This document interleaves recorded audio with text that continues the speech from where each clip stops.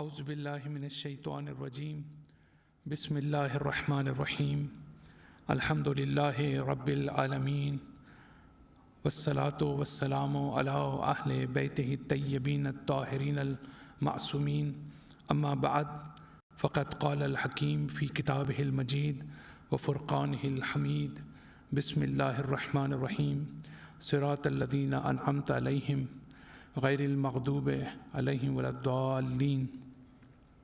سورہ حمد کا آج ہمارا سیشن جو ہے وہ مجھے ہمیشہ بھول جاتا ہے کون سا ہے وہ، یا 20th ہے ظاہراً۔ آج یہ سیشن ہمارا، اور ہم نے کل جو ہے وہ گفتگو کی، اور اس سے پہلے بھی گفتگو کی صراط مستقیم کے اوپر، کہ اسٹریٹ پاتھ کو سمجھنا بہت ضروری ہے ہمارے لیے، اور اس کی جو ڈسکرپشن ہے اور اس کی جو سگنیفیکنس ہے جو قرآن میں مختلف آیات میں بیان کی گئی ہے کہ صراط مستقیم سے کیا مراد ہے۔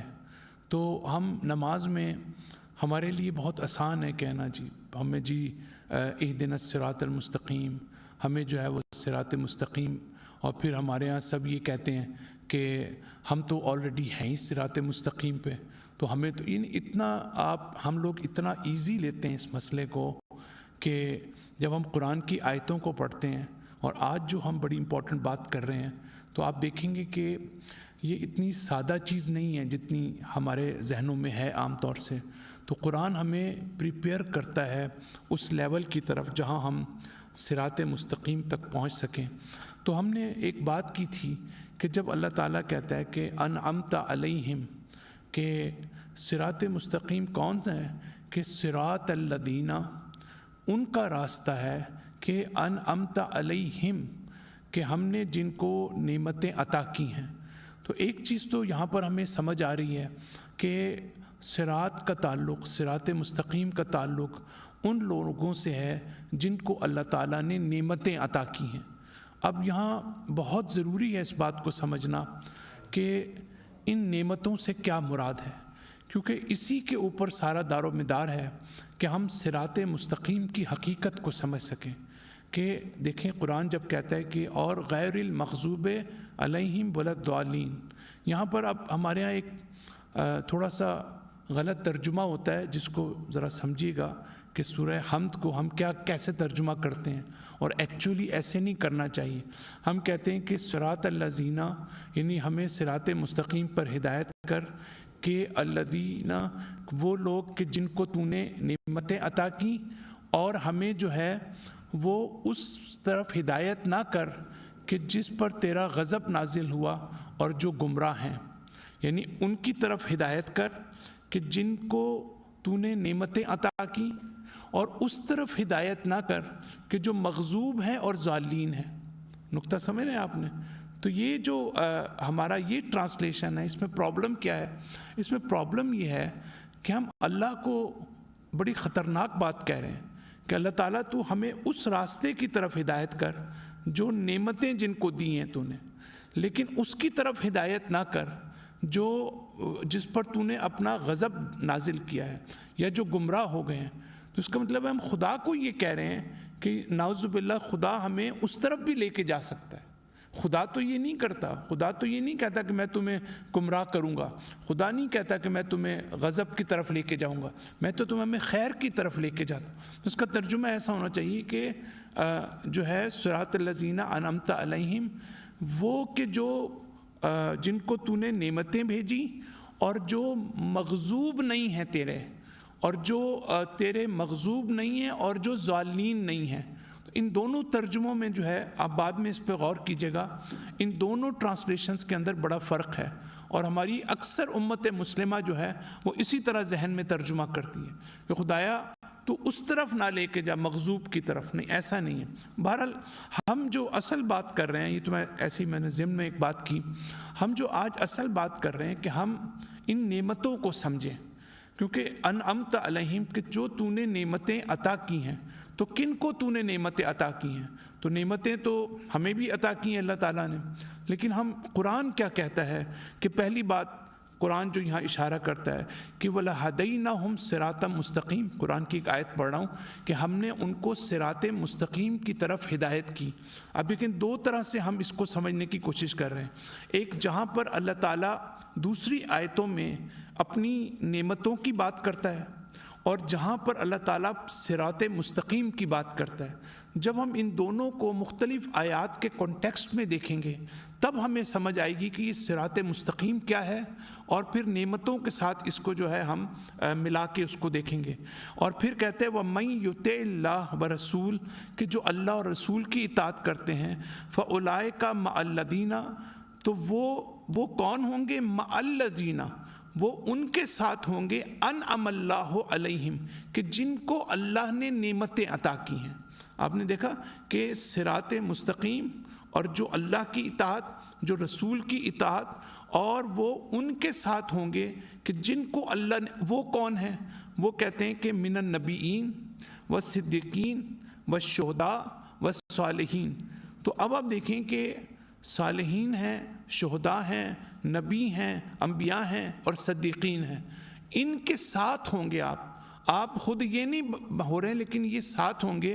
اور آگے اللہ کہتا ہے وہ حسن اولئک رفیقا، یہ بڑی خوبصورت بات ہے، اور ہم نے ان کو تمہارا بہترین رفیق قرار دیا ہے، بہترین دوست کے طور پر آپ ان کے ساتھ ہوں گے۔ اس کا مطلب ہے کہ جب آپ صراط مستقیم کے لیول پر آئیں گے تو آپ کو ان کی جو ہے کمپنی ملے گی، ان کی دوستی ملے گی، اور یہ اچھے دوست ہوں گے۔ اچھا دوست کون ہوتا ہے؟ آپ سوچیں کہ میرا اچھا دوست کون ہے۔ ویسے تو آج کل اگر آپ سوچنا شروع کریں، مجھ سے کسی نے سوال کیا کہ آپ کا بہترین دوست کون ہے، تو میں سوچنے لگا یہ تو مجھے تو کچھ سمجھ ہی نہیں آ رہی تھی کیونکہ میرا بہترین دوست وہ ہے جو مصیبتوں میں میرے کام آئے، نہ یہ کہ خوشی میں میرے کام آئے۔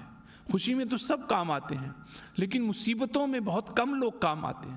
جو مصائب مشکلات کے وقت میرے ساتھ کھڑا ہو، جو مجھے اس وقت سپورٹ کر رہا ہو جو کوئی سپورٹ کرنے والا نہ ہو، جس میں میں تنہائی کا احساس کر رہا ہوں وہ میری تنہائی کو دور کرنے والا ہو، وہ میرا حقیقی دوست ہے، وہ میرے ساتھ مخلص ہے۔ میرے ساتھ وہ مخلص نہیں ہے کہ جو ساری عمر تو میرے ساتھ تعریف کرتا رہتا ہے اور اس کے بعد جب مجھ پہ وقت پڑتا ہے تو وہ اپنے مفادات کی وجہ سے، اپنے بینیفٹس کی وجہ سے وہ کسی اور کو سپورٹ کرنے لگتا ہے۔ تو آپ کا دوست وہ ہے جو آپ کے ساتھ کھڑا ہوتا ہے مصیبت۔ جب آپ دوستی کی تعریف کریں گے تو تب آپ کو پتہ چلے گا کہ زندگی میں شاید آپ کا پتہ نہیں کوئی دوست ہے ہی نہیں، یا آپ کہیں گے کہ شاید کوئی ایک آدھ آپ کا دوست ہوگا زندگی میں۔ تو کہنے کا مقصد یہ ہے کہ یہ جو شخصیات ہیں یہ آپ کی دوست ہوں گی اور خوبصورت طریقے سے دوست ہوں گی۔ حسن اولئک رفیقا، اور حسن رفاقت جس کو ہم اردو میں کہتے ہیں یہ وہ والے ہوں گے، یعنی یہ آپ کے راستے میں رکاوٹ نہیں بنیں گے، آپ کے ساتھ چلیں گے، آپ کو کے لیے کوئی ریزسٹنس جو ہے وہ ایجاد نہیں کریں گے، آپ کسی میں آپ کو جو غفلت کا شکار آپ کے ساتھ نہیں ہوں گے، آپ کی طرف اٹینٹیو ہوں گے، آپ کی طرف توجہ رکھیں گے، آپ کی مدد کریں گے۔ تو ایک تو یہ کانٹیکسٹ جو ہے قرآن ہمیں یہ بتا رہا ہے، تو یہ ہم سمجھنے کی کوشش کر رہے ہیں کہ وہ نعمتوں کا لیول کیا ہے کہ جس کی طرف قرآن اشارہ کرنا چاہتا ہے۔ تو ایک تو ان کو جو نعمتیں ہیں، ایک تو آپ یہ کون سی نعمتیں جو ان کو ملی ہیں، اس کو انبیاء کو نبوت کی نعمت ملی ہے، ٹھیک ہو گیا، صدیقین کو صداقت کی نعمت ملی ہے، اس کے بعد صالحین کو صالح ہونے کی نعمت ملی ہے۔ تو اگر ہم اس طریقے سے دیکھیں اور اس کے ساتھ ساتھ جو ہے وہ شہداء کو شہادت کی نعمت ملی ہے، یہ ساری نعمتیں آپ دیکھیں کہ اسپریچول نعمتیں ہیں۔ ان میں سے کوئی آپ مجھے دکھا دیں کہ جس کا تعلق جو ہے وہ دنیاوی نعمتوں سے ہو۔ تو ہم یہ سمجھنے کی کوشش کر رہے ہیں کہ جن کو ہم نے نبوت عطا کی، جن کو ہم نے صالح ہونا عطا کیا، جن کو ہم نے شہادت عطا کی، جن کو ہم نے ٹروتھ فلنس اور صداقت عطا کی، ہم نے ان کو تمہارے ساتھ کر دیں گے۔ صراط مستقیم کا مطلب یہ ہے جب تم اس لیول پر آ جاؤ گے تو یہ ہستیاں تمہارے ساتھ ہوں گی، تمہیں ہر قدم پہ تمہاری مدد کرنے کے لیے تیار ہوں گی۔ ایک تو یہ ہمیں قرآن جو ہے وہ ہمیں بات کرتا ہے۔ پھر اب ایک اور جگہ پر حضرت موسیٰ اللہ تعالیٰ کو کیا کہتے ہیں؟ رب بما انعمت علیہ، پروردگارا یہ اس نعمت کے صدقے میں، بہت توجہ کیجیے گا، اس نعمت کے صدقے میں جو تو نے مجھے دی ہے، وہ جو نعمت دی ہے، اب وہ نبوت کی نعمت ہے، صالح ہونے کی، جو بھی اس کے علاوہ، وہ یہ کہتے ہیں فلن اکون ظہیرا للمجرمین، اس کے نتیجے میں اب میں مجرمین کی حمایت نہیں کرتا، جو کرمنلز ہیں، جو کرپٹ ہیں، جو غلط لوگ ہیں، جو باطل کے اوپر ہیں، جو حق سے دور ہیں، میں کسی بھی صورت میں ان کی حمایت نہیں کرتا، میں ہمیشہ جو ہوں حق کی خاطر کھڑا ہوں، میں سیکر، ہمارے لیے یہ کہ ہم سیکر آف ٹروتھ کیسے بن سکتے ہیں، یعنی ہم اگر ایسے ہوتا ہے نا کہ دنیا میں ہمارے جو اپنے مفادات ہوتے ہیں وہ جو ہے ان افراد کے ساتھ ہوتے ہیں جو غلط ہوتے ہیں، جو حق پر نہیں ہوتے، اور ہم ان دوستوں کو چھوڑ دیتے ہیں جو واقعاً حق پر ہوتے ہیں۔ تو حضرت موسیٰ کیا کہہ رہے ہیں؟ وہی کہہ رہے ہیں کہ اب یہ نعمت ہے، اس کو آپ نعمت سمجھے، چاہے ہم ہوں چاہے انبیاء ہوں۔ اب قرآن یہ کہہ رہا ہے یہ وہ نعمت ہے جو تمہیں صراط مستقیم عطا کر سکتی، کہ تم جو ہو جب بھی جہاں بھی حق ہو، جہاں بھی ٹروتھ ہو، چاہے آپ کی انڈیویجول لائف ہو، چاہے آپ کی کمیونٹی لائف ہو، چاہے آپ کی فیملی لائف ہو، چاہے آپ کی سوشل لائف ہو، آپ کی لائف کے جتنے بھی سفیر ہیں، اس میں جہاں بھی کہیں آپ کو ٹروتھ نظر آتا ہے، آپ ٹروتھ کے ساتھ کھڑے ہیں، تو اس کا مطلب ہے کہ آپ یہ بھی ایک نعمت کے طور پر اللہ تعالیٰ نے دی ہے، یہ ایک توفیق ہے اللہ تعالیٰ کی اگر کسی کو شامل حال ہو جائے۔ اس کے بعد جو ہے قرآن کیا کہتا ہے کہ وَاعْتَصِمُوا بِحَبْلِ اللَّهِ جَمِيعًا تَفَرَّقُوا وَلَا تَفَرَّقُوا، پھر کہتا ہے کہ وَاذْكُرُوا نِعْمَتَ اللَّهِ عَلَيْهِ، اب تم اس نعمت کو یاد کرو کہ جو اذ کنتم اعداءً، جب تم دشمن تھے ایک دوسرے کے، فَأَلَّفَ بَيْنَ قُلُوبِكُمْ، اور ہم نے تمہارے قلوب کو جوڑ دیا، تمہارے دلوں کو جوڑ دیا ہم نے، تو کہا کہ فَأَصْبَحْتُمْ بِالنِّعْمَةٍ إِخْوَانًا، 2 دفعہ نعمت کا لفظ استعمال ہوا ہے، پھر تم نے بھائی بھائی ہونے کی نعمت سے تم جو ہو بہرہ مند ہوئے۔ تو اس کا کیا مطلب ہوا؟ اس کا مطلب یہ ہوا کہ جو اتحاد ہے، جو وحدت ہے، جو مل جل کے رہنا ہے، جو اختلاف نہ کرنا ہے، جو محبت اور اخوت کے ساتھ رہنا ہے، جو خلوص کے ساتھ رہنا ہے، وہ نعمت ہے۔ سمجھ گئے آپ؟ ہم کیا سمجھتے ہیں؟ ہم ظاہری چیزوں کو دیکھیں، میں ابھی سے آپ کو یہ بتا دیتا ہوں کہ ہمیں خود بھی ہمیں ہنسی آئے گی اپنے اوپر جب ہم قرآن کی ان آیتوں کو پڑھیں گے کہ ہم ہمیشہ کہتے ہیں اللہ تعالیٰ تیرا بہت شکر، نعمتوں پر ہم شکر کرتے ہیں، ان میں سے کوئی چیز نعمت نہیں ہے۔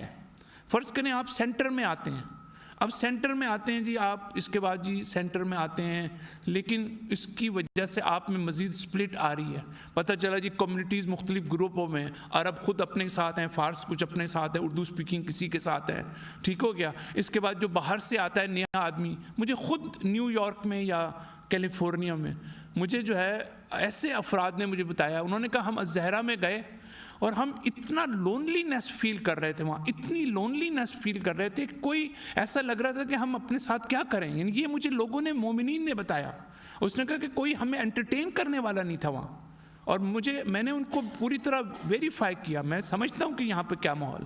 تو میں یہ کہنا چاہتا ہوں، ہم سمجھتے ہیں یہ نعمت وہ ہے جو آپ میں محبت پیدا کرے، جو آپ میں اخوت پیدا کرے، جو آپ میں یہ ساری چیزیں جو ہیں، مثلا مجھے یاد ہے کہ میں ایک کرسچن خاتون سے ملا، تو میں نے ان سے پوچھا کہ آپ کی کیا رسپانسبلٹیز ہیں چرچ کے اندر، تو آپ یقین کریں انہوں نے جو جواب دیا میں حیران ہو گیا، میں کہا کہ میں نے تو سوچا بھی نہیں تھا کبھی، تو اس نے کہا کہ میں جو ہوں گریٹنگ آفیسر ہوں، گریٹنگ آفیسر ہوں۔ آپ نے کبھی سوچا ہے، ہم نے کبھی آج تک کوئی کسی شیعہ سنی سینٹر میں کوئی بندہ کھڑا ہوا نظر آیا آپ کو جو آپ کو گریٹ کرے؟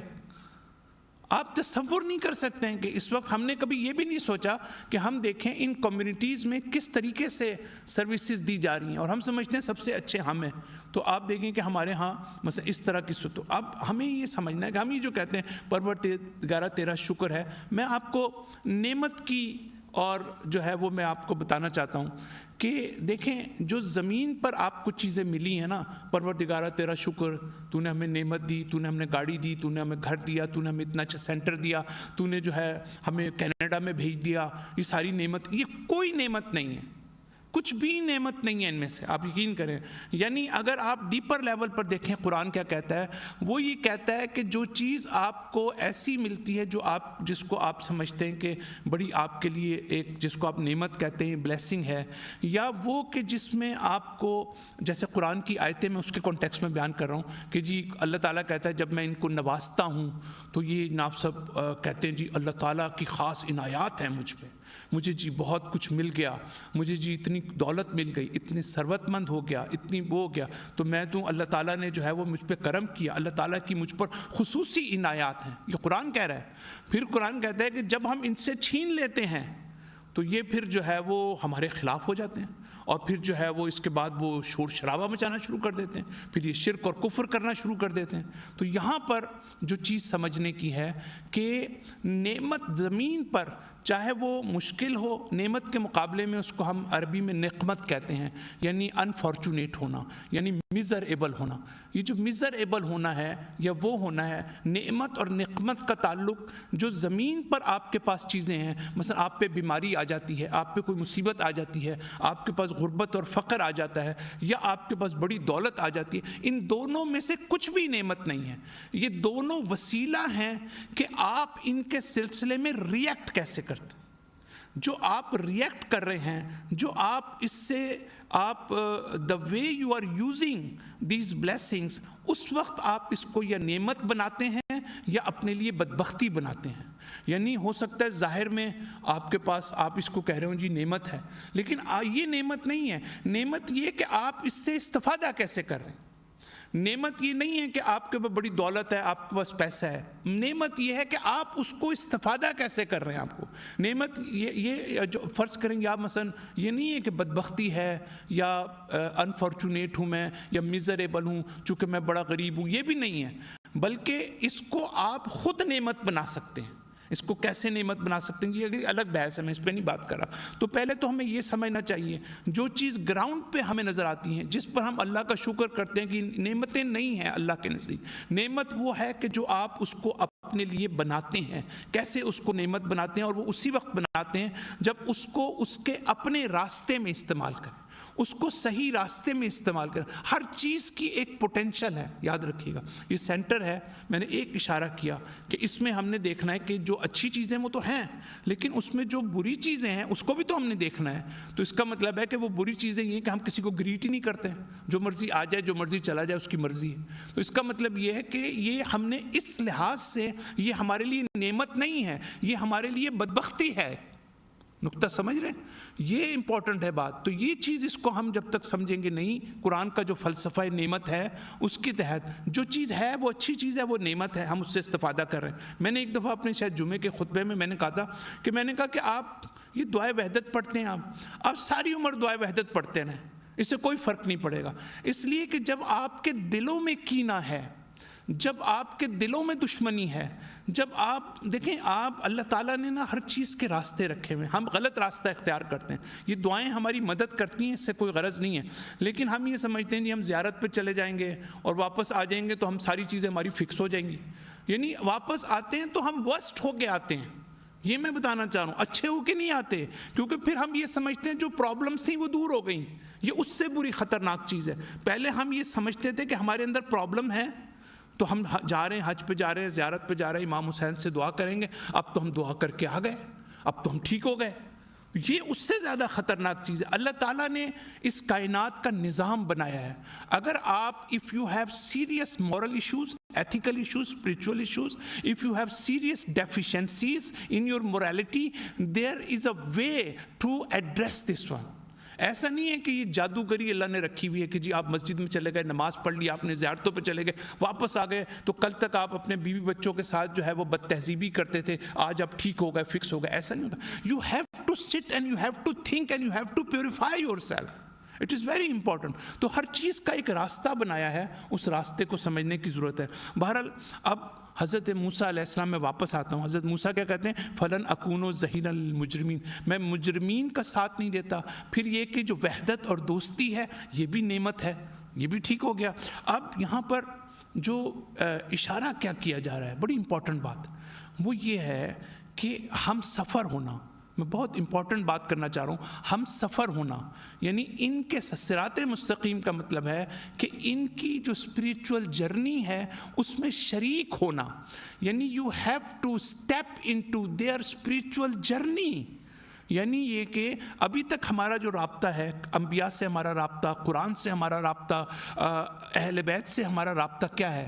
مثلا وہ اہل بیت ہیں، ہم یہاں پہ بیٹھے ہیں، ان کی تعریف کر رہے ہیں، ان کی کتابیں پڑھ رہے ہیں، لیکن ہم ان کی جو اسپریچول جرنی ہے ہم اس کا حصہ نہیں بن رہے ہیں، ہم اس کا پارٹ نہیں ہیں. یہ جو آپ جرنی کا لفظ ہے نا، یہ اصل امپورٹنٹ ہے. دیکھیں جب میں باہر جاتا ہوں، میں نے پہلے بھی کہا کہ ہم باہر ٹریول کرتے ہیں، جب ہمیں پتہ ہی ہمارا ٹریول ہے تو ہمارے سامنے آبسٹیکلز ہوتے ہیں. ہم گاڑی چلاتے ہیں، ہمیں پتہ ہے کہ کون سا راستہ ہمیں غلط طرف لے جائے گا، ہمیں پتہ ہے کون سی چیزیں ہمارے راستے میں رکاوٹ ہیں، تو اس رکاوٹ کو ہم دور کرتے ہیں. وی آر ویری کیئرفل اور کوشیس ہوتے ہیں ہم. تو اسی طرح ہم جب اسپریچول جرنی شروع نہیں نہ کرتے تو اس وقت ہمیں ہر چیز کو ہم سمجھتے ہیں جی سب کچھ صحیح ہو رہا ہے، ہر چیز بہتر ہے. ہمیں آبسٹیکلز نظر نہیں آتے جو مورل ہیں، جو ایتھیکل ہیں، جو اسپریچول ہیں، جو ڈارکنیس ہے، جو ظلمت ہے، وہ ہمیں نظر نہیں آتے. تو اس لیے یہاں یہ کہا جا رہا ہے کہ آپ چاہے آپ کے پیغمبر ہوں، چاہے آپ کے امام ہوں، آپ ان کی زندگی ہے، ایک ان کی لائف ہے، ان کی جرنی ہے، ایک اسپریچول جرنی. آپ نے اس اسپریچول جرنی کا حصہ بننا ہے. آپ نبی نہیں بن سکتے، آپ امام نہیں بن سکتے، آپ معصوم نہیں بن سکتے، لیکن آپ ان کی اسپریچول دنیا میں داخل ہو سکتے ہیں. انڈرسٹینڈ کیا یہ کتنا اہم ایشو ہے؟ تو یہ یہاں پر میسیج دینے کی کوشش کی جا رہی ہے کہ ہم صراط مستقیم کی طرف بڑھ رہے ہیں. پھر آگے میں پھر آپ کے سامنے ایک اور آیت رکھ رہا ہوں کہ یا بنی اسرائیل اذکر نعمتی، اے بنی اسرائیل میری نعمت کو یاد کرو. دیکھیں کہاں کہاں نعمتوں کو استعمال کر رہے ہیں. التی انعمت علیکم، جب میں نے تمہیں نعمتیں عطا کی، اور کہا کہ اذ نجیناکم من آل فرعون، جب میں نے تمہیں آل فرعون سے نجات دی. تو اس کا مطلب ہے کہ آپ نے جب اس سے نجات پائی، یعنی اس سے بچ نکلے، اس کی غلامی میں نہیں ہے. ایک نیگیٹو چیز ہے نا، نیگیٹو سائیڈ ہے نا، یہ نا کا لفظ آ رہا ہے اس میں. اس کی غلامی نہیں کی تم نے، تمہیں ہم نے نجات دے دی، ہم نے ریسکیو کیا ہم نے. تو اس کو قرآن کیا کہہ رہا ہے؟ نعمت کہہ رہا ہے اس کو. یہ نعمت ہے. تو یہ اسپریچول نعمت ہوئی نا، یہ تو کوئی دنیاوی نعمت نہیں ہے، یہ اسپریچول نعمت ہے کہ آپ اگر آج نہیں تو آج کے بھی دور کے فرعون موجود ہیں، آپ ان کی غلامی کرنے لگیں، آپ ان کی غلامی سے اگر نجات پا جائیں گے تو یہ آپ کے لیے بھی نعمت بن جائے، جیسے حضرت موسیٰ کے لیے وہ نعمت ہوئی. اب آگے اللہ تعالیٰ کیا کہتا ہے کہ وَأَنِّي فَضَّلْتُمْ عَلَى الْعَالَمِينَ، یہ پازیٹیو چیز ہے، اور میں نے پوری دنیا پر تمہیں فضیلت دے دی. میں سب سے زیادہ تم جو ہو با فضیلت ہو گئے، سب سے زیادہ جو ہے تم ورچوئس ہو گئے. تو سب سے اب یہ کیا ہوئی؟ یہ بھی ایک اسپریچول ہوئی کہ اللہ تعالیٰ کا فضل و کرم میرے شامل حال ہو گیا. اللہ نے مجھے وہ ڈگنیٹی اور احترام عطا کر دیا. تو یہ بھی تو ساری چیزیں اسپریچول ہو گئی نا. تو ہم یہ نوٹ کر رہے ہیں کہ وہ نعمتیں جو اللہ تعالیٰ کہتے ہیں صراط الذین انعمت علیکم، اس کو ہم سمجھنے کی کوشش کر رہے ہیں کہ یہ وہ نعمتیں جو ہیں یہ دنیاوی نعمتیں نہیں ہیں بلکہ یہ اسپریچول نعمتیں ہیں. اس کے بعد جو ہے ہم جب آگے چلتے ہیں، اب ایک اور چیز جو ہے کہ صراط مستقیم کا جو سمجھنا ہے، یہ سیدھا راستہ تو ہم کہتے ہیں، لیکن قرآن جو ہے کہتا ہے کہ یہ راستہ یا بلندی کی طرف جو راستہ آپ کا ہے، یا یہ بلندی کی طرف جاتا ہے یا یہ پستی کی طرف جاتا ہے. یعنی یہ سیدھا نہیں جاتا، ہم ترجمہ اس کا کرتے ہیں سیدھا جانا، لیکن یہ اپورڈ ہے. یہ جو صراط مستقیم ہے یہ اوپر کی طرف جاتا ہے. اب قرآن کی آیت میں پڑھ رہا ہوں آپ کے سامنے. اس آیت میں اللہ تعالیٰ کہتا ہے کہ یہ جو لوگ ایروگنٹ ہیں، یہ لوگ جو ڈینائی کرتے ہیں ٹروتھ کو، پھر کہتے ہیں لا تفتح لہم ابواب السماء، ان کے لیے آسمانوں کے دروازے ہم نہیں کھولیں گے. یعنی یہ قرآن کی آیت ہے کہ ہم جو اب دیکھیں نا یہ اوپر کی طرف ہے، معنویت ہے، اللہ کی طرف ہے، ایک اسپریچول ریلم کی جو ہے وہ بات کی جا رہی ہے یہاں پہ. یعنی اللہ تعالیٰ جو ہے وہ جو نیک بندے ہوتے ہیں ان کے لیے خود قرآن یہ کہہ رہا ہے کہ اللہ تعالیٰ آسمانوں کے دروازے کھول دیتا ہے. اس کا کیا مطلب ہے؟ یہ جو شب قدر ہے نا، آیت اللہ مطہری ایک جگہ پہ لکھتے ہیں کہ جب یہ کہتے ہیں کہ یہ جو شب قدر کی جو اہمیت ہے وہ وقت ہوتا ہے کہ جب اللہ تعالیٰ زمین اور آسمان کے راستوں کو ملا دیتا ہے، یعنی یہ جو راستے بند ہیں نا ہمارے لیے آسمان تک جانے کے، اس میں اللہ تھوڑا سا راستہ پیدا کر دیتا ہے کہ ہم کنیکٹ ہو جاتے ہیں یہ مادی اور مانوی دنیا کے ساتھ۔ آسمان اور زمین کے راستوں کو اللہ تعالیٰ کھول دیتا ہے۔ اب آپ دیکھیں کہ یہ کتنی امپورٹنٹ بات ہے کہ ہم اس کو اگر سمجھنے کی کوشش کریں۔ پھر اللہ کہتا ہے وَمَن يَحْلَلْ عَلَيْهِ غَضَبِي فَقَدْ هَوَىٰ، اور جو میرا غضب کو دعوت دیتا ہے تو اللہ تعالیٰ کہتا ہے کہ my wrath descends certainly falls into destruction کی طرف میں لے جاتا ہوں۔ تو یہ بھی اوپر جانا یا نیچے جانا۔ تو جو صراط مستقیم کی جب ہم دعا کرتے ہیں تو ہمیں دیکھیں ساری قرآن کی آیتوں کا تعلق آپ کی اندر کی ذات سے، آپ کی اندر کی دنیا سے، آپ کی باہر کی دنیا سے کوئی تعلق نہیں ہے۔ باہر کی دنیا سے جو اب حاصل کر رہے ہیں اللہ یہ دیکھ رہا ہے کہ اب آپ ایلیویٹ کتنا کر رہے ہیں، اب آپ کتنا آپ میں تبدیلی آ رہی ہے، آپ کتنا آسمان کے راستوں کو کھولنے کے قابل ہو رہے ہیں۔ دیکھیں یہ پھر قرآن اللہ تعالیٰ جب کہتا ہے کہ میں تمہیں پستی کی، اس کا مطلب کہیں میں پستی کی طرف تو نہیں جا رہا، کہیں میں نیچے کی طرف تو نہیں جا رہا، کہیں میں ڈاؤن ورڈ تو نہیں ہو رہا میں۔ تو آپ اپ ورڈ ہوں گے تو آپ کے اندر تکامل، آپ کے اندر پروگریس، آپ کے اندر جو ہے وہ اپنے آپ کو اپلفٹ کرنا، یہ ساری چیزیں، اور اس سے زیادہ اگر آپ لیں تو we have to transform ourself, we have to transcend from this level. یہ جو ٹرانسینڈنٹل ایسپیکٹ ہے، یہ جو ٹرانسفارمیشن ہے ہماری اس دنیا سے، یہ ہے صراط مستقیم، کہ اس کے اوپر چلنے کا مطلب، یہ جو ہر وقت کہتے رہتے اہدنا الصراط المستقیم، اس کا مطلب ہم سمجھنے کی کوشش کر رہے ہیں کہ قرآن اس کو کیسے ہمیں سمجھانے کی کوشش کر رہا ہے اہدنا الصراط المستقیم کو۔ پھر وہ جو آیت آپ نے پڑھی کہ اذا سألک عبادی انی قریب، کہ اے رسول جب یہ میرے مجھ سے بندے مجھ سے کہتے ہیں کہ مجھے پکارو تو میں ان کے قریب ہوں اور میں ان کا جواب دیتا ہوں۔ لیکن اس کے بعد ہم نے پڑھ چکے ہیں تفصیل سے کہ ان کا دعا کیا فلسفہ کیا ہے، اور اللہ تعالیٰ دعا کا جب ہم دعا کرتے ہیں تو ہم سمجھتے ہیں اللہ قبول کر لے گا۔ اللہ قبول نہیں کرتا دعا کو، اللہ تعالیٰ الٹا ہمیں اور انسٹرکشن دے دیتا ہے، ہم نے کبھی سوچا ہی نہیں اس کو۔ اللہ کہتا ہے اچھا تم میری دعا کرو، میں تمہارے قریب ہوں، پہلے یہ تو کام کرو، پہلے تم فاستجیبوا لی، پہلے میری بات کا جواب دو، تمہاری کا تو میں بعد میں دوں گا۔ تم مجھ سے سوال کر رہے ہو نا، دعا کر رہے ہو، تمہارے سوال کا جواب تو بعد میں دوں گا، پہلے تم میرے سوال کا جواب دو۔ دیکھیں یہ بڑی امپورٹنٹ چیز ہے جو اللہ کہہ رہا ہے۔ اور میں نے کتنی آیتیں آپ کے سامنے پڑھی جہاں دعا کرنے والا دعا کر رہا ہے اور اللہ جو ہے کہہ رہا ہے میں نے تمہاری دعا کو قبول کر لیا، اور قبول کرنے کا مطلب بتا دیا کہ قبول کرنے کا مطلب یہ کہ تم یہ کرو بیٹھ کے، یعنی تم عمل کرو۔ یہ بالکل ایسے ہی ہے کہ پروردگار مجھے امتحان میں پاس کر دے، تو اب آپ اللہ تعالیٰ کہے گا کہ جاؤ اور جا کے صحیح طرح سے پڑھائی کرو تب میں پاس کروں گا۔ تو اب آپ یہ بھی ایک قسم کی دعا کی قبولیت ہے۔ جب ہم قبولیت کی بات کرتے ہیں تو قبولیت کا مطلب یہ نہیں کہ اللہ مجھے پاس کر دے گا، قبولیت کا مطلب یہ اللہ کہتا ہے میں نے تمہیں انسٹرکشن دے دی ہیں کہ تم جو ہو یہ کوئی سبسٹیٹیوٹ نہیں ہے دعا تمہاری کام، جو کام تم نے کرنا ہے وہ میں نے نہیں کرنا۔ اللہ تعالیٰ کہتا ہے جو کام تمہارے کرنے کا اس دنیا میں تم وہ کرو، جو کام میرے کرنے کا ہے وہ کرو، تمہاری دعا سے تمہارا کام میں نہیں کروں گا میں۔ اور میں آپ کو بتاؤں کہ جو دعائیں ہم کرتے ہیں اور جو ہماری اپنی رسپانسبلٹی ہوتی ہے، استخارے میں بھی یہی ہے، استخارہ بھی جو ہم کرتے ہیں اس میں بھی یہی پرابلم آتی ہے کہ جو کام ہمارا کرنے کا ہے وہ نہیں کرتے، اس کی جگہ ہم کوشش کرتے ہیں کوئی شارٹ کٹ ڈھونڈ لیں اور ہم کہیں جی اللہ تعالیٰ ہمیں جی یہ ہمیں بتا دے جی ہم یہ بھئی آپ کو اللہ نے عقل بھی تو دی ہے، آپ ساری عمر جو ہے اتنی ہماری ہو گئی، اپنی عقل سے بھی تو ہم نے سوچنا ہے۔ بہت کم زندگی میں ایسا ہوتا ہے کہ انسان ایسی جگہ پر پہنچ جائے جہاں اس کی ذہن رہنمائی نہ کرے۔ تو آپ کو اتنا مضبوط ہونا چاہیے کہ آپ اپنی زندگی میں یہ جو ہے فلسفہ اس کو سمجھنے کی ضرورت ہے۔ تو پھر اس کے بعد ہم جب آگے جاتے ہیں تو آگے قرآن کہتا ہے یہدی بہی اللہ من اتبع رضوانہ سبل السلام ویخرجہم من الظلمات الی النور باذنہ ویہدیہم الی صراط مستقیم۔ پھر یہاں کہتا ہے جو اب یہاں پہ ہم ختم کر رہے ہیں اپنی گفتگو، کل ہم بڑی امپورٹنٹ بات کرنے والے، کہتا ہے کہ جو رضائے الہی کے ساتھ زندگی کرتے ہیں، those who are living with the pleasure of اللہ سبحانہ وتعالی، those who are seeking the pleasure of Allah subhanahu wa ta'ala. اللہ کہتے ہیں کہ ہم ان کو سلامتی کے راستے دکھاتے ہیں اور ان کو ظلمات سے نور، ڈارکنیس سے we bring them out from darkness to light. اور پھر جو ہے وہ یہدیہم الی صراط مستقیم، ہم انہیں صراط مستقیم پر لے کے جاتے ہیں.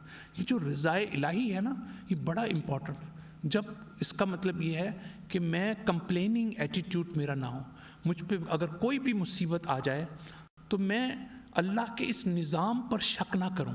بہت غور کیجیے گا میں جو کہہ رہا ہوں، اللہ کے نظام پر شک نہ کروں اور میں کہوں کہ پروردگارہ، یہ میں نے پہلے بھی مثال دی تھی کہ امام حسین علیہ السلام، یہ جب شمر نے ان کو قتل کیا یا یزید نے کیا تو امام حسین کہتے ہیں رزن بے قضاء. کیا مطلب کہ پروردگارہ اس نظام میں مجھے تیرے نظام پہ اعتراض نہیں ہے، مجھے اس پہ اعتراض نہیں ہے تو نے شمر کو کیوں پیدا کیا، مجھے اس پہ اعتراض نہیں ہے تو نے یزید کو کیوں پیدا کیا، یہ اب تیرے نظام کا حصہ ہے، یہ مجھے تیرے نظام احسن جو بہترین نظام ہے، یہ نظام، اس کو رضا الہی کہتے ہیں.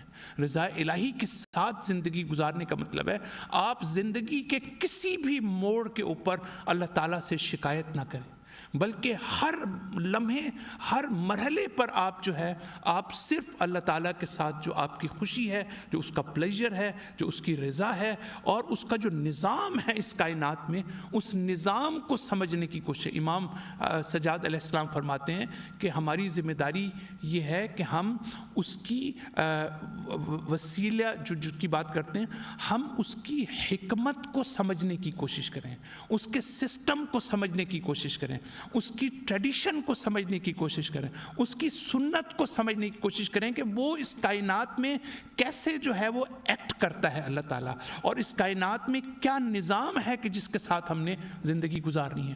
تو جو لوگ رضائے الہی کے ساتھ زندگی گزارتے ہیں، اللہ تعالیٰ ان کو جو ہے صراط مستقیم کی طرف جو ہے وہ ہدایت کرتا ہے اور ان کو اس راستوں کی طرف ہوتی ہے جس میں سلامتی پائی جاتی ہے. صلی اللہ علی محمد وعلی آلہ الطیبین الطاہرین المعصومین.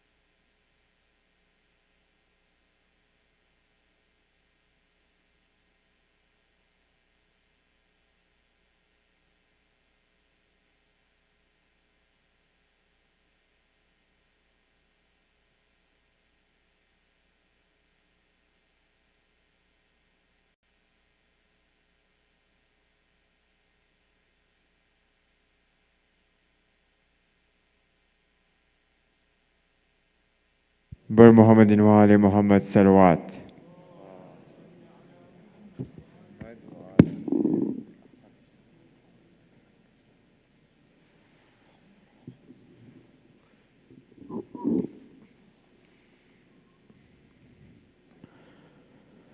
اللهم صل على محمد وآل محمد وعجل فرجهم. بسم الله الرحمن الرحيم. يا علي يا عظيم يا غفور يا رحيم، أنت الرب العظيم الذي ليس كمثله شيء وهو السميع البصير. وهذا شهر عظمته وكرمته وشرفته وفضلته على الشهور، وهو الشهر الذي فرضت صيامه علي، وهو شهر رمضان الذي أنزلت فيه القرآن هدى للناس وبينات من الهدى والفرقان، وجعلت فيه ليلة القدر وجعلتها خيرا من 1000 شهر. فيا ذا المن ولا يمن عليك، من علي بفكاك رقبتي من النار، في من تمن علي، وأدخلني الجنة برحمتك يا أرحم الراحمين. اللهم صل على محمد وآل محمد وعجل فرجهم. بسم الله الرحمن الرحيم. اللهم أدخل على أهل القبور السرور، اللهم أغن كل فقير، اللهم أشبع كل جائع، اللهم اكس كل عريان، اللهم اقض دين كل مدين، اللهم فرج عن كل مكروب، اللهم رد كل غريب، اللهم فك كل أسير، اللهم أصلح كل فاسد من أمور المسلمين، اللهم اشفي كل مريض، اللهم سد فقرنا بغناك، اللهم غير سوء حالنا بحسن حالك، اللهم اقض عنا الدين وأغننا من الفقر، إنك على كل شيء قدير. اللهم صل على محمد وآل محمد وعجل فرجهم. دعاء افتتاح. بسم الله الرحمن الرحيم. اللهم إني أفتتح الثناء بحمدك، وأنت مسدد للصواب بمنك، وأيقنت أنك أنت أرحم الراحمين في موضع العفو والرحمة، وأشد المعاقبين في موضع النكال والنقمة، وأعظم المتجبرين في موضع الكبرياء والعظمة.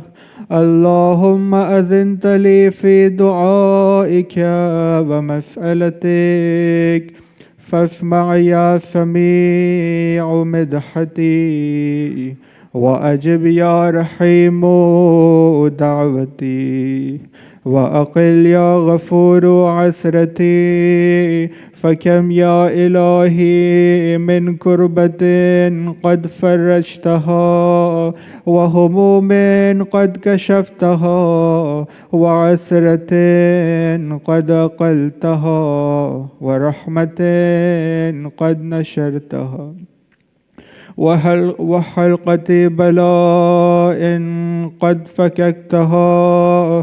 الحمد لله الذي لم يتخذ صاحبة ولا ولدا، ولم يكن له شريك في الملك، ولم يكن له ولي من الذل، وكبره تكبيرا.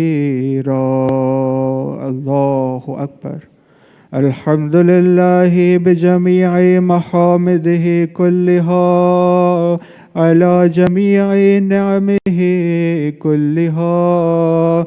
الحمد لله الذي لا مضاد له في ملكه، ولا منازع له في أمره. الحمد لله الذي لا شريك له في خلقه، ولا شبيه له في عظمته.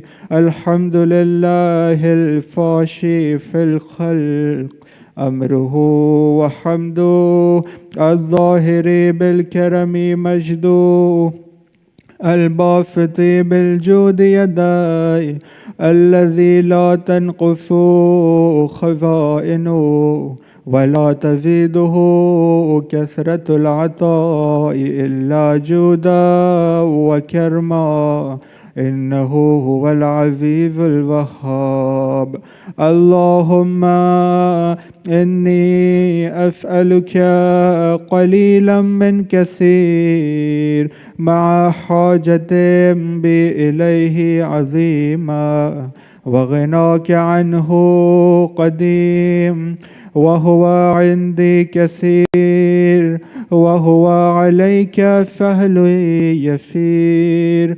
اللهم إن عفوك عن ذنبي وتجاوزك عن خطيئتي وصفحك عن ظلمي وسترك على قبيح عملي وحلمك عن كثير جرمي عندما كان من خطئي وعمدي أطمعني في أن أسألك ما لا أستوجبه منك الذي رزقتني من رحمتك وأريتني من قدرتك وعرفتني من إجابتك فصرت أدعوك آمنا وأسألك مستأنفا لا خائفا ولا وجلا مدلا عليك فيما قصدت فيه إليك فإن أبطأ عني عتبت بجهلي عليك ولعل الذي أبطأ عني هو خير لي لعلمك بعاقبة الأمور فلم أر مولا كريما أصبر على عبد لأيم منك عليه.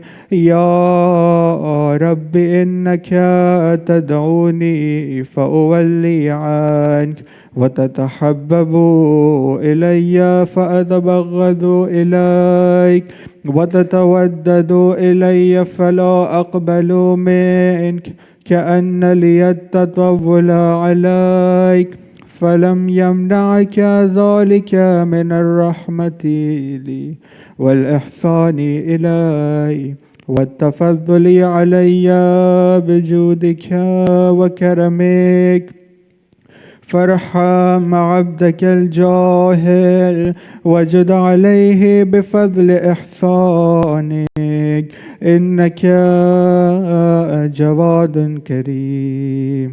الحمد لله مالك الملك مجري الفلك مسخر الرياح فالق الإصباح ديان الدين رب العالمين. الحمد لله على حلمه بعد علمه والحمد لله على عفوه بعد قدرته والحمد لله على طول أناته في غضبه وهو قادر على ما يريد. الحمد لله خالق الخلق باسط الرزق فالق الإصباح ذي الجلال والإكرام والفضل والإنعام الذي بعد فلا يرى وقرب فشهد النجوى تبارك وتعالى. الحمد لله الذي ليس له منازع يعادل ولا شبيه يشاكل ولا ظهير يعابد قهر بعزته الأعزاء وتواضع لعظمته العظماء فبلغ بقدرته ما يشاء. الحمد لله الذي يجيبني حين أنادي ويستر علي كل عورة وأنا أعصي فيعظم النعمة علي فلا أجازي. فكم من موهبة هنية قد أعطاني وعظيمة مخوفة قد كفاني وبهجة مونقة قد أراني فأثني عليه حامدا وأذكره مسبحا. الحمد لله الذي لا يهتك حجابه ولا يغلق بابه ولا يرد سائله ولا يخيب آمله. الحمد لله الذي يؤمن الخائفين وينجي الصالحين ويرفع المستضعفين ويدع المستكبرين ويهلك ملوكا ويستخلف آخرين. والحمد لله قاسم الجبارين مبير الظالمين مدرك الهاربين نكال الظالمين فريق المستصرخين موضع حاجات الطالبين معتمد المؤمنين. الحمد لله الذي من خشيته ترعد السماء وسكانها وترجف الأرض وعمارها وتموج البحار ومن يسبح في غمراتها. الحمد لله الذي هدانا لهذا وما كنا لنهتدي لولا أن هدانا الله. الحمد لله الذي يخلق ولم يخلق ويرزق ولا يرزق ويطعم ولا يطعم ويميت الأحياء ويحيي الموتى وهو حي لا يموت بيده الخير وهو على كل شيء قدير. اللهم صل على محمد عبدك ورسولك وأمينك وصفيك وحبيبك وخيرتك من خلقك وحافظ سرك ومبلغ رسالاتك أفضل وأحسن وأجمل وأكمل وأزكى وأنمى وأطيب وأطهر وأثنى وأكثر ما صليت وباركت وترحمت وتحننت وسلمت على أحد من عبادك وأنبيائك ورسلك وصفتك وأهل الكرامة عليك من خلقك. اللهم وصل على علي أمير المؤمنين ووصي رسول رب العالمين عبدك ووليك وأخي رسولك وحجتك على خلقك وآيتك الكبرى والنبأ العظيم. وصل على الصديقة الطاهرة فاطمة سيدة نساء العالمين. وصل على سبتي الرحمة وإمام الهدى الحسن والحسين سيدي شباب أهل الجنة.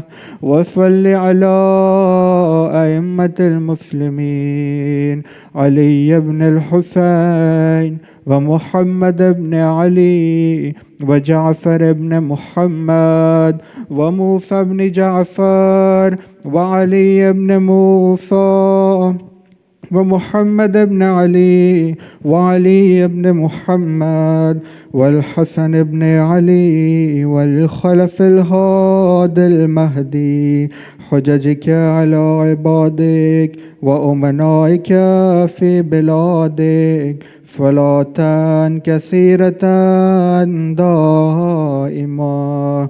اللهم وصل على ولي أمرك القائم المؤمل والعدل المنتظر وحفه بملائكتك المقربين وأيده بروح القدوس يا رب العالمين.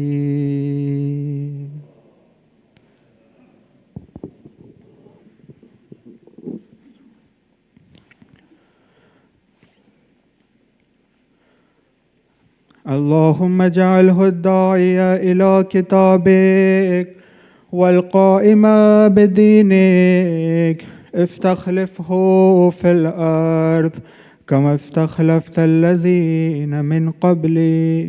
مكن له دينه الذي ارتضيته له أبدله من بعد خوفه أمنا يعبدك لا يشرك بك شيئا.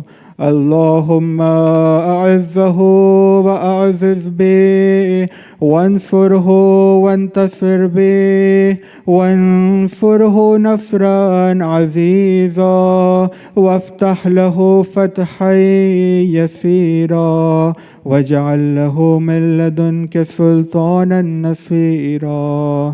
اللهم أظهر به دينك وسنة نبيك حتى لا يستخفي بشيء من الحق مخافة أحد من الخلق.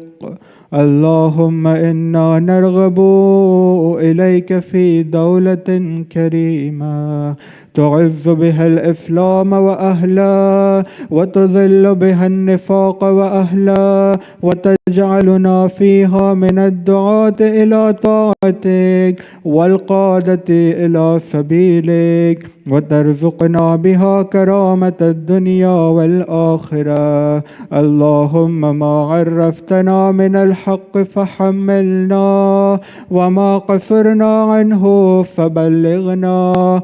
اللهم المم به شعثنا واشعب به فدعنا وارتق به فتقنا وكسر به قلتنا وأعزز به ذلتنا وأغني به عائلنا واقضي به عن مغرمنا واجبر به فقرنا وسد به خلتنا ويسر به عسرنا وبيض به وجوهنا وفك به يسرنا وأنجح به طلبتنا وأنجز به مواعيدنا واستجب به دعوتنا وأعطنا به سؤلنا وبلغنا به من الدنيا والآخرة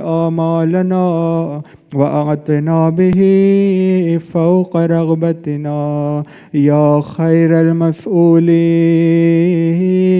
وأوسع المعطين. اشفي به صدورنا وأذهب به غيظ قلوبنا واهدنا به لما اختلف فيه من الحق بإذنك إنك تهدي من تشاء إلى صراط مستقيم.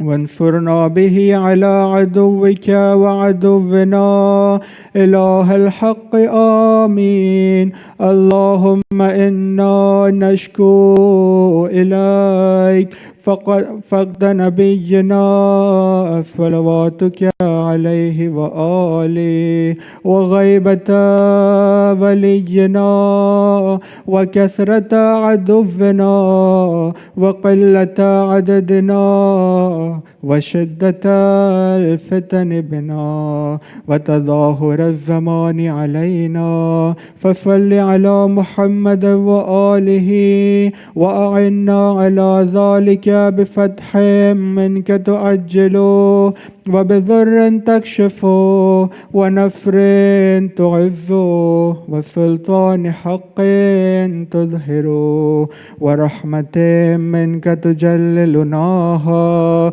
وعافية منك تلبسناها برحمتك يا أرحم الراحمين. اللهم صل على بسم الله الرحمن الرحيم. اللهم كن لوليك الحجة ابن الحسن صلواتك عليه وعلى آبائه في هذه الساعة وفي كل ساعة وليا وحافظا وقائدا وناصرا ودليلا وعينا حتى تسكنه أرضك طوعا وتمتعه فيها طويلا برحمتك يا أرحم الراحمين.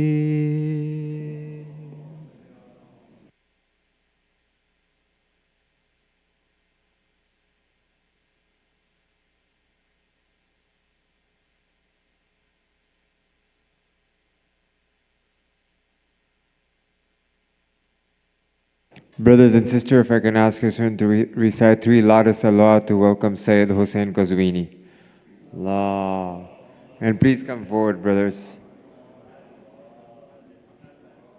Allahumma salli ala. Thank you.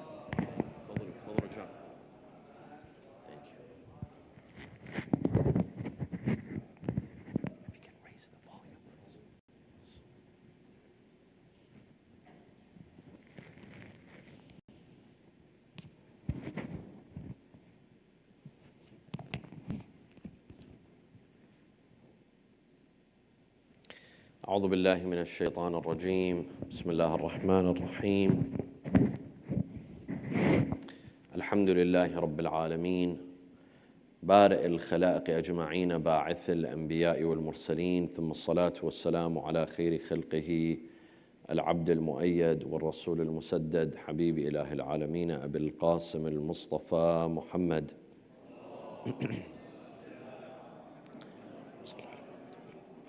وعلى أهل بيته الطيبين الطاهرين وصحابته المنتجبين.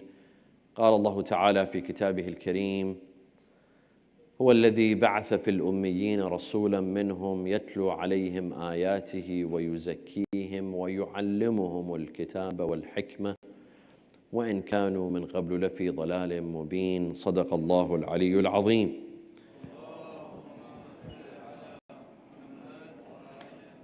One day Rasulullah sallallahu alayhi wa alihi wasallam enters his mosque and he sees 2 groups of Sahaba. One worshipping, praying, supplicating, performing salah, and the other studying, seeking knowledge, discussing knowledge. He looked at both of them and he said, "Kilahuma ala khair." Both of them are good. But then he pointed at the circle that is studying knowledge and he said, "Walakin bit-ta'limi ursilt." I was sent for this group to study, to spread knowledge, to seek knowledge.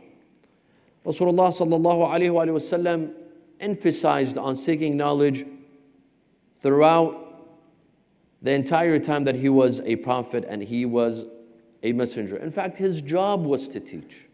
His job was to teach. هو الذي بعث في الأميين رسولا منهم يتلو عليهم آياتي ويزكيهم ويعلمهم. He was sent to teach. ويعلمهم الكتاب والحكمة.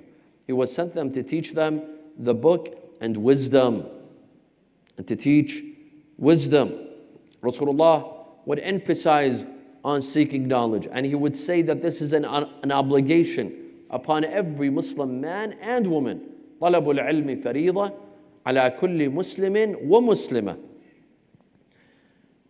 اطلب العلم من المهد إلى اللحد. Seek knowledge from cradle till grave. It's an ongoing mission. Don't ever say that you've reached a point in which seeking knowledge is not for you, it's for the younger generation. No. Knowledge knows no limits, no age barriers and age limits. It's encouraged to seek knowledge, all sorts of useful knowledge, as long as it is useful. Rasulullah would say, Al-ilmu alman, ilmu al-abdani wa ilmu al-adyan. Knowledge is of two kinds. Knowledge of religions and knowledge of the human body, the human anatomy. And he would also say, اطلب العلم ولو في الصين.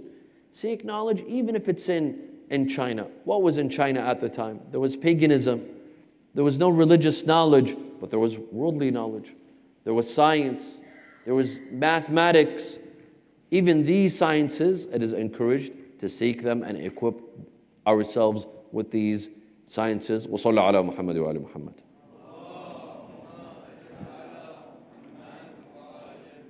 We know that the founders of modern science, of the modern sciences and mathematics, were Muslim scholars. They came from the Muslim nation, from the Muslim Ummah. For example, Jabir bin Hayyan is known to be the father of modern chemistry and modern alchemy. Umar al-Khayyam, he's known for his quatrains in mathematics. Ibn Sina, or known as Avicenna, he's known for his book on medicine, Al-Qanun fi al-Tib, which was taught in European universities of medicine, colleges of medicine, for 400 years. They depended on Ibn Sina's book on medicine. Al-Khwarizmi was known to be the father of algebra. It was these Muslim scholars that founded the modern sciences and modern mathematics. Western civilization, they lived off of the achievements of Muslim scholars. In fact, Christopher Columbus, when he set from Spain in 1492 and he arrived in America, he used a compass designed by Muslim scholars. Designed by Muslims. Today, you look at the Muslim world and you think, where are the Muslims today? Where are their achievements? At some point in history, we were at the forefront of scientific achievements, mathematical achievements. Today, Muslims are in the back of the line. Do we have any achievements? Do we have any scientific achievements? Are we leading the world, or are we benefiting from everyone else's achievements? Today, unfortunately, things have gone wrong. Sallu ala Muhammad wa ala Muhammad.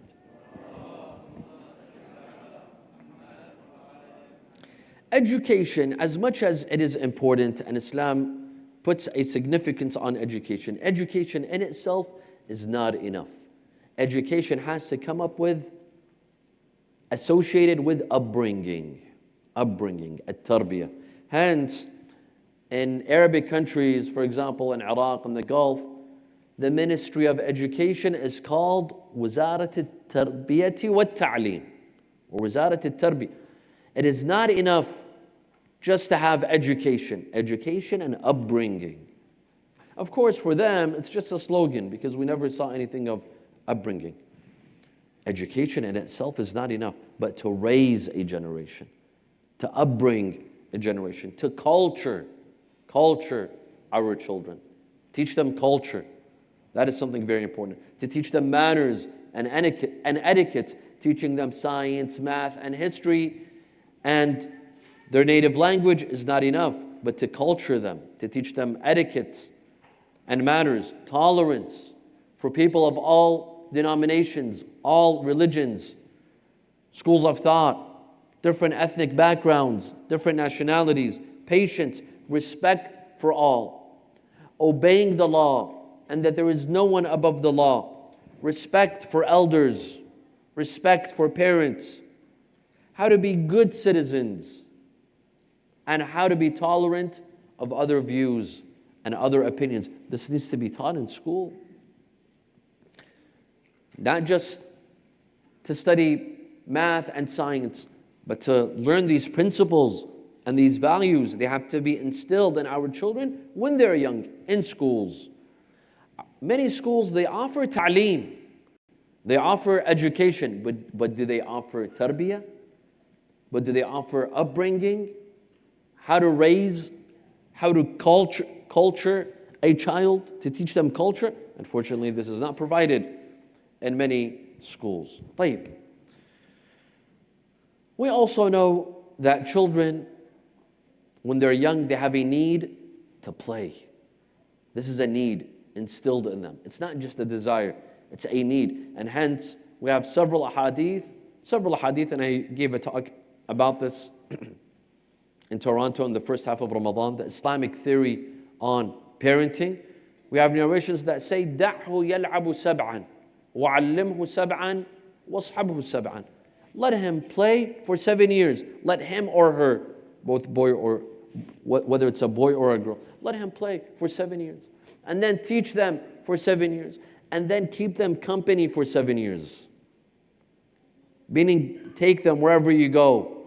I see some parents, they come to the majlis and their children are with them, their youth are with them. These are Islamic teachings. When you come to the masjid, make sure they're with you. They sit next to you. You're invited for iftar, take them with you. You're invited for suhoor, take them with you. Today we have a culture of children staying at home or children doing their own thing and parents do their own thing. This is wrong. وَاصْحَبْهُ سَبْعًا. You as a mother, you go places, you go to a majlis, take your daughter with you. As a father, you go anywhere, take your son with you. There are things that are learned not in a classroom, but they're learned from experience. I learn etiquettes from my father when I go to a majlis, when I go to an invite, when I go for a lunch, for a dinner. I see how he behaves and I learn from him. There are things that are learned from experience, not in a classroom. They're not taught in a classroom. Anyhow, the hadith says, دَعْهُ يَلْعَبُ سَبْعًا. Let him play for 7 years. This is a need. When a child does not play, they do not fulfill the need of playing. When they're children, this need has been suppressed when they were children. They will take it out when they're old, when they become grown-ups. The need remains with them. Have you seen 75-year-old men driving Lamborghinis? That's exactly what I'm talking about. That need, because it was not fulfilled when they were children, so they have the need to play even when they become adults. No, let them play. When they're children, let them play. But physical games, not video games. The problem today we have is with video games. Our children, I remember when we grew up, we used to play. We used to love sports. We used to go out and play in the street with neighbors, with friends, with cousins. We had physical games. We have children, they have a need for physical games, not video games. And unfortunately, we parents, we encourage our children to play video games. I come back home from a long day of work. I want some peace and silence at home to take my nap. So I give my child the iPad, their video games, and they sit for hours playing these video games that damage their brain and they damage their bodies. No, there's a need for physical games, not video games. طيب صلوا على محمد وعلى محمد. Also, my dear friends, seeking knowledge, talabul ilm, requires a clear mind without distractions. When there's distractions, you cannot seek knowledge. You cannot pay attention to knowledge. Unfortunately, today, as we're advancing more and more technologically, our children have more distractions. My generation had less distractions. My parents' generation had less distractions. As we're moving forward, our children have more distractions. There's social media. there's video games. And on social media, there's YouTube, there's WhatsApp, there's Instagram, and there's new apps every day. You pick up your phone, and all of a sudden, 2 hours pass, and you're on your phone, and you haven't done your studies, you haven't done your homework, you haven't read. Leave homework, leave school studies, read. Do we even read anymore? The age of reading is gone. When was the last time we picked up a book, a physical book with pages, and we read? Unfortunately, we don't. Because as soon as we start reading, we receive a message on WhatsApp. And as soon as we open the message, we put the book down and we don't return to it. We buy books. Our shelves are filled with books that we don't read. The age of reading is being extinct. It's going into extinction. We don't read anymore. Our children don't read. We don't have the culture of reading at home. The parents don't read, the youth don't read, and the children don't read. This is a major problem. My advice is, and I give my dear brothers and sisters, especially the youth, I give them a personal advice that I do myself. When I read, whenever I read, whether it's on my iPad or a book, I make sure that my phone is away from me. I put it in a different room. Khalas. I have an hour, hour and a half, 2 hours, 3 hours of reading. This is my alone time. This is my time, dedicated for me. I don't need to use my phone. I put it on silent, and I put it in another room, and I don't care who calls, because nothing is as important as my education and what I'm about to read. Put your phone away, and that way you can concentrate. Today, there's too many distractions that keep us from studying, keep us from advancing, and that's why our children, they do poor in school. Sallallahu ala Muhammad wa ala Muhammad. Today, my dear friends, Muslim families in the West face a major challenge, and that challenge is in the schools, in the public schools. You see, here in the West, they offer the best education. There's no doubt about that. No one can compete with them, except maybe, perhaps in the East, maybe now Japan might be advancing technologically and educationally than the West. That's a different story. But in the West, here they offer the best education. There are people that are willing to spend so much money just to come to Canada, to US, and to study at schools here, to put their children in schools in Canada and the US. They have the best universities, they have the best colleges, they have the best schooling system. But do they offer upbringing, as we discussed? They offer ta'aleem, but do they offer tarbiyah? How are they raising our children? Yes, they're teaching them math, science, English, history. They're teaching them these sciences, but how are they upbringing our children? How are they raising them? Are they raising good students with respect, with tolerance, with patience? Are they teaching them manners and etiquette? Are they teaching them respect for parents and elders? Are they teaching them that bullying is wrong?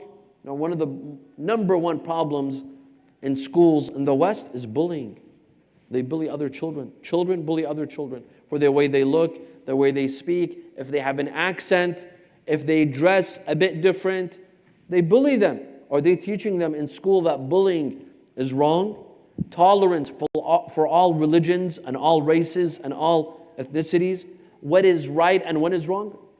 Do our schools teach our children this? They don't. They teach them science, but they don't teach them what is right and what is wrong. So this is one of the major concerns for all Muslim families in the West. They put their children in schools. They don't worry about math and science or English and history, but they worry about their upbringing. How are they raising our children? How are they culturing our children? You know, we send our children to school for 7 hours, 8 hours a day. Someone else is handling their upbringing. I am not raising my child. It is someone else.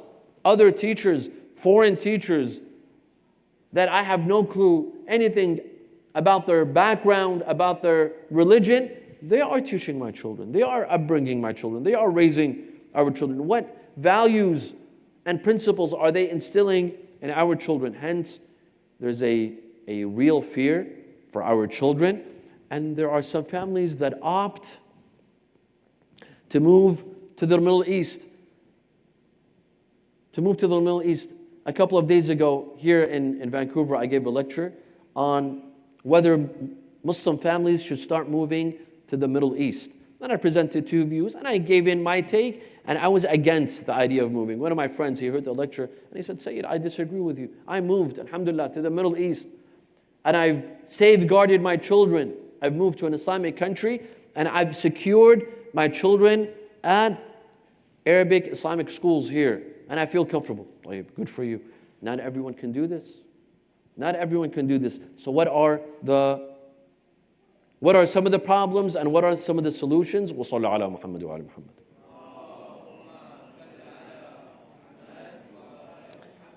Some of the problems in public schools, I will quickly go over them and I will summarize. We don't have time to go in depth and discuss all of the problems of public schools. Number one, sex education and the issue of gender. The issue of teaching our children that you can choose your gender. Gender is, you're not restricted to a specific gender. And your sexual orientation. You can choose your sexual orientation. You are teaching our children this in school. This is one. Two, the problem of drugs. Many of our schools, public schools, are infested with drugs. Number three, school violence and gangs. The problem of gangs. Number four, school shootings and bullying. A lot of it is a result of bullying. There are students that bully other students. These students who have been bullied, there's only so much that they can take, they can handle. All of a sudden they burst and they bring weapons in school and they start shooting. This is a problem. More people die in schools in the United States of America than from cancer, than from car accidents. The rate of deaths at schools is more than cancer. And it's more than car accidents. There's the problem of hijab. Some of our daughters either refuse to wear hijab, or if they agree, they might be bullied. They might be harassed. In school, there's a pressure to take off their hijab. There's peer pressure. For example, to date.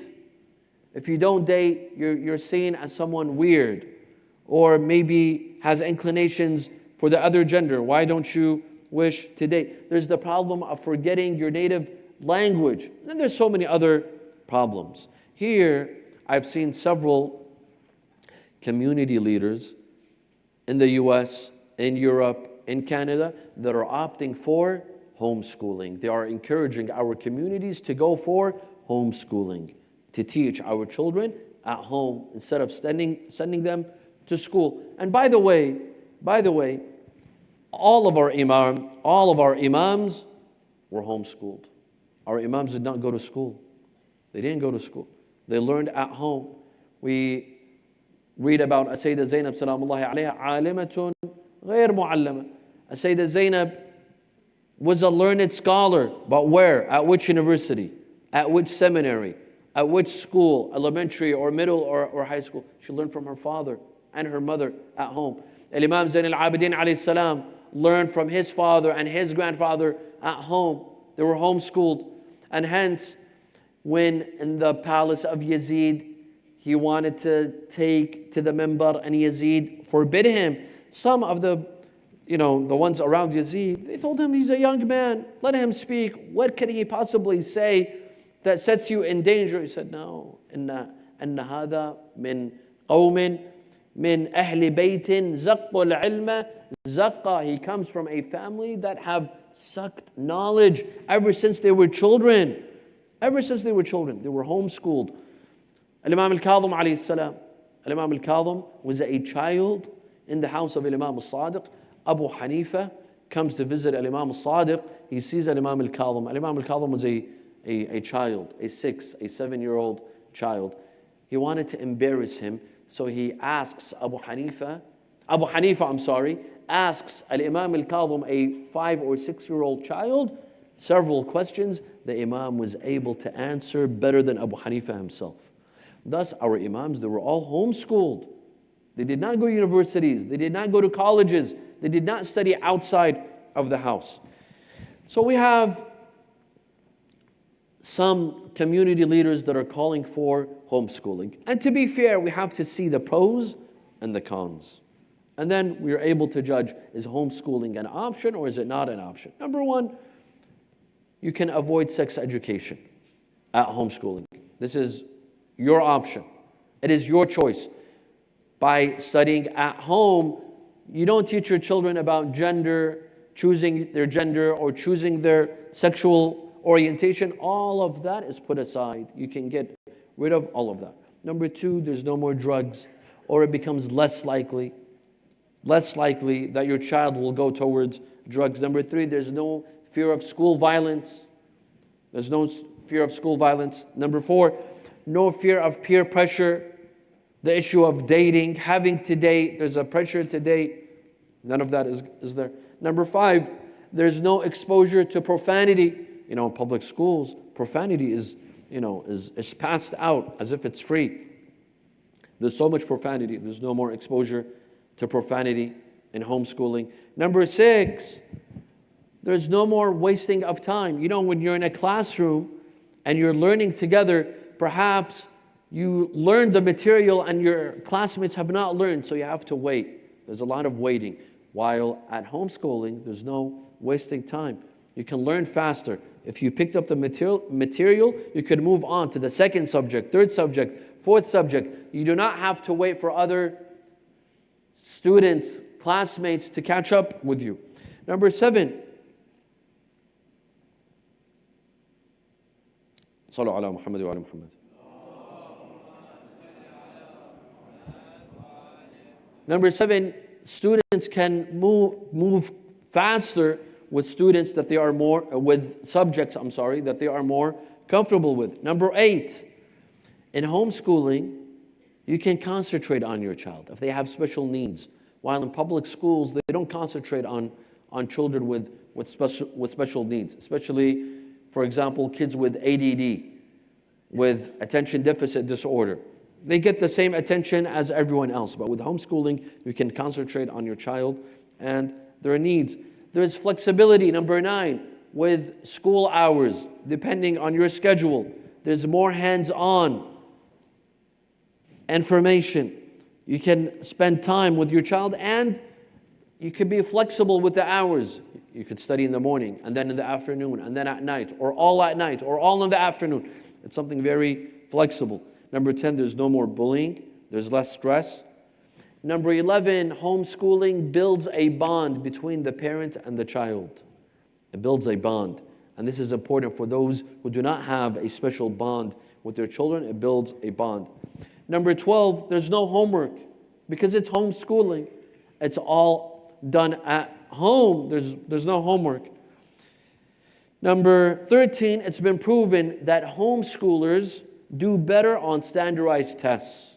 Those who study at home and do homeschooling, it's been proven through statistics that they do better on standardized tests. And number 14, there's less distractions for students. When you're studying at home, there's less distractions. You're more likely to be distracted at school than you are at home. طيب. صلوا على محمد وعلى محمد.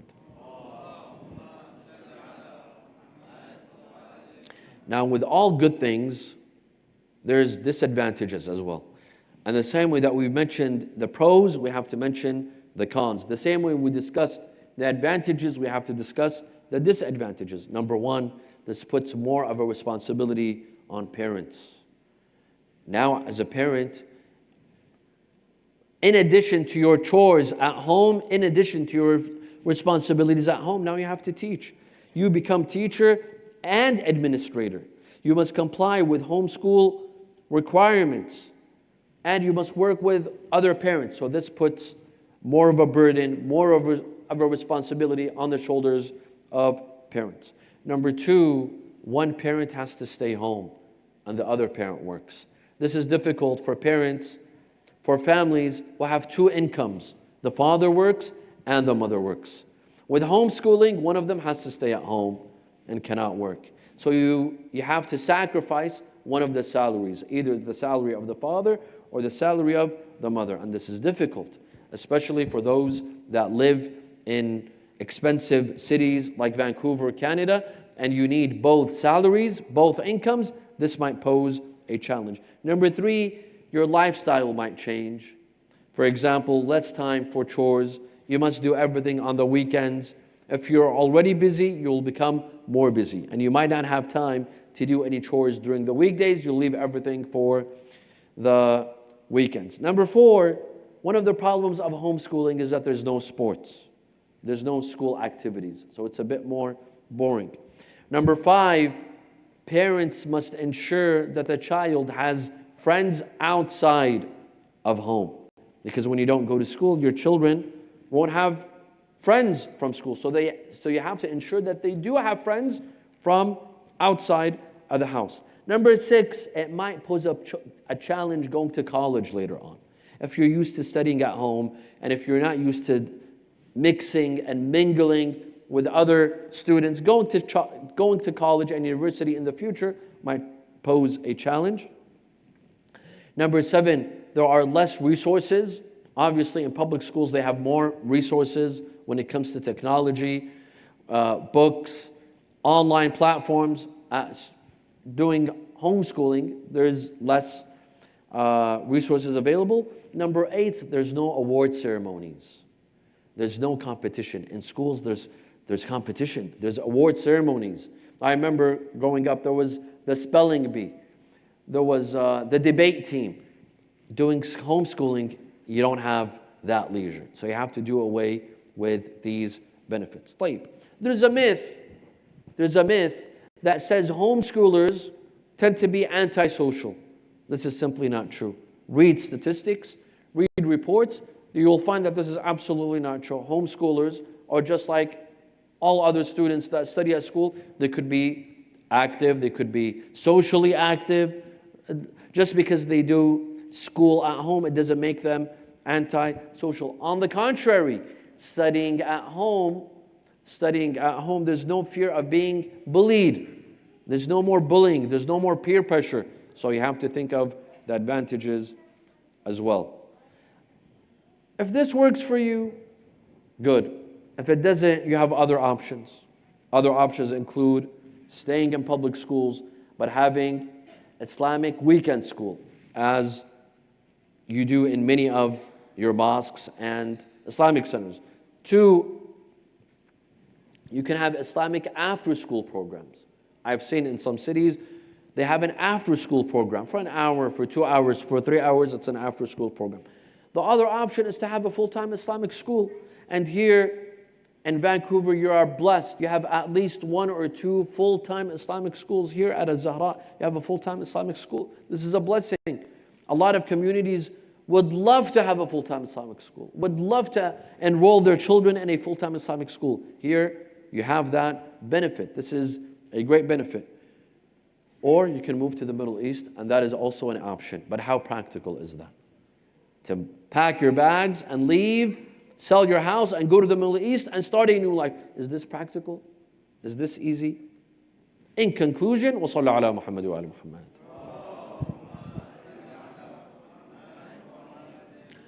Homeschooling is a good option, in my opinion, for those parents that are afraid for their children.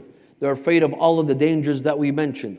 The issue of sex education, the issue of teaching them about gender, or they're choosing their sexual orientation, the issue of drugs, the issue of gangs, the issue of bullying, the issue of profanity. If you're afraid for your children, then homeschooling is a good option. However, it is not the only option.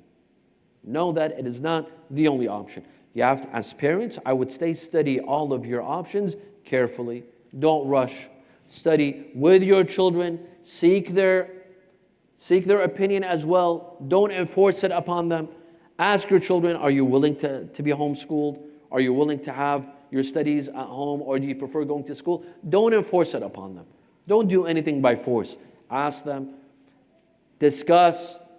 Have a joint discussion and come up with a decision together and see which of these options works best for you and your family. Each family has its circumstances, my dear brothers and sisters. This is what I want to say at the end. What worked for another family might not work for you. Just because homeschooling worked for your neighbor, it doesn't mean it will work for you. Or it worked for you, doesn't mean it will work for your brother's family or your sister's family.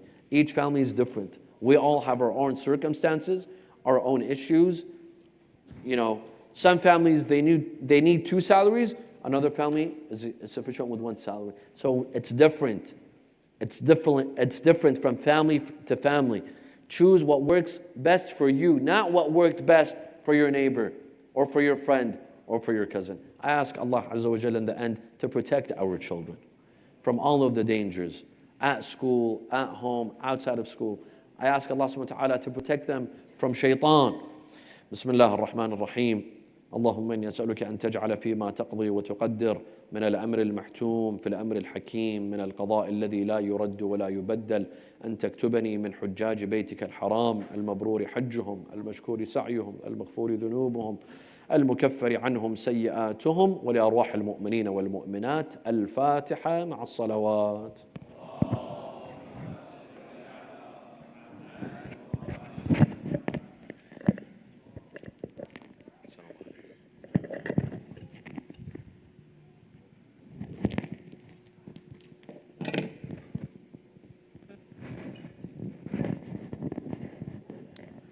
Brothers and sisters, please know that tomorrow we'll have Quran Khatamisha recitation, so we invite the kids and adults to come together with a miracle, and we'll be reciting together. And the fitra amount for this year, it's at $10. A payment can be done online at the treasurer desk or by cash in the boxes that are at the treasurer desk. If you have any question, please contact Brother Asif Walji on the men's side or Sister Zahra Bimani on the ladies' side. Also, tonight's iftar is sponsored by Bande Khuda for the Isale Sawab of all marhumin in the donor's family and all marhumin, as well as all marhumin in the family of Hussein Rajabali and all marhumin in the Lila family. And also we have a sad announcement. Inna lillahi wa inna ilayhi raji'un. Marhuma Ruba Bai Qasim Ali Sharif. She passed away today in Mombasa. Marhuma was the wife of Brother Qasim Karmali Sharif, mother of Zahur Sharif from Vancouver, mother-in-law of Nasim Sharif, and grandmother of Taslim Barkowski, Nishat Sharif, and great-grandma of Anjay Alak and Augustine Berkowitz. If I can ask you to recite Fatiha for all the marhumins. Al-Fatiha.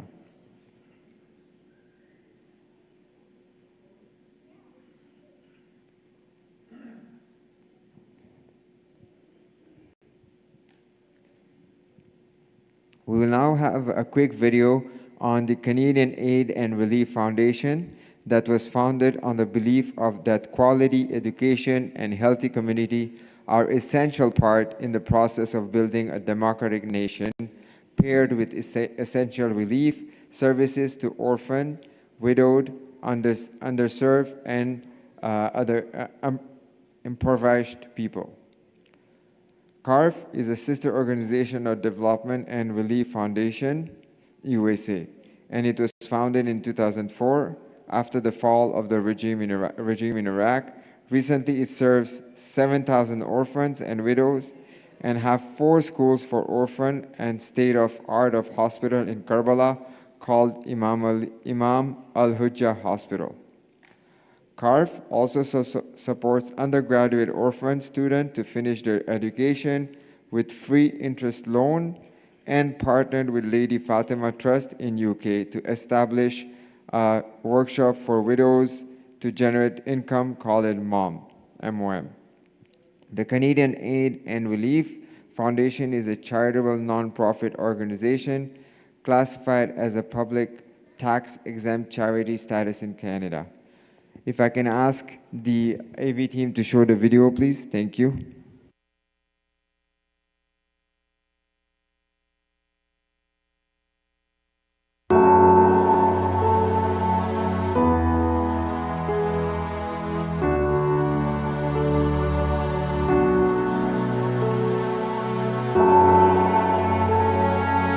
In 2004, CARF was founded on the belief that quality education is a stepping stone towards improving the condition of a society. With this in mind, we set a goal to build an orphan school, Al-Sadiq Elementary School for orphan students. In 2007, we achieved this goal and started enrollment. Currently, 360 orphans study at Al-Sadiq Elementary, receiving a high-quality education, transportation, nourishing meals, and emotional and mental support.